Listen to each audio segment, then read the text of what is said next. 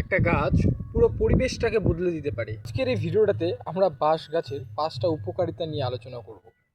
বাঁশ গাছ এমন একটা গাছ যেটাকে আমরা অযত্ন করেও খুব তাড়াতাড়ি বড় করতে পারি।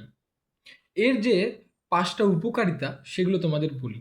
সবার ফার্স্ট যেটা সেটা হচ্ছে কি, যে বাঁশ গাছ প্রচুর পরিমাণে অক্সিজেন ছাড়তে পারে এবং বাতাসে যে রয়েছে সে বাতাসটাকে পরিষ্কার করতে পারে।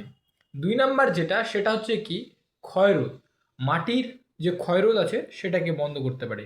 মানে যে বাঁশের যে শিকড়গুলো রয়েছে সেই শিকড়গুলো কি করে মাটিটাকে শক্ত করে ধরে রাখে, এই জন্য মাটি ক্ষয় হতে পারে না।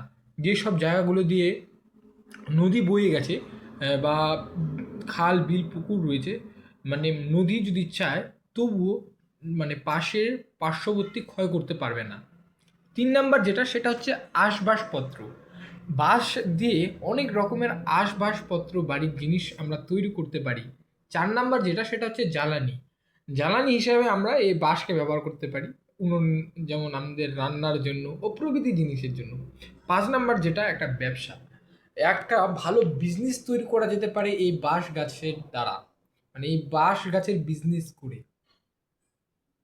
এই ভিডিওটা এই জন্যই বানালাম কারণ বাঁশ গাছকে আমরা কেউ বেশি ইম্পর্টেন্ট দিই না, কিন্তু এটার দ্বারা যে একটা খুব সুন্দর বিজনেস তৈরি করা যাবে এবং এটা যে আমাদের কতটা উপকারিতা সেটা আমি আহ, কারো মুখে দেখি না বলতে যে বাঁশ গাছ কতটা ইম্পর্টেন্ট। সবাই বাঁশ কথাটা মানে বাঁশ গাছের অতই গুরুত্বই দেয় না, যেটা সত্যি। জন্যই আমি এই ভিডিওটা বানালাম।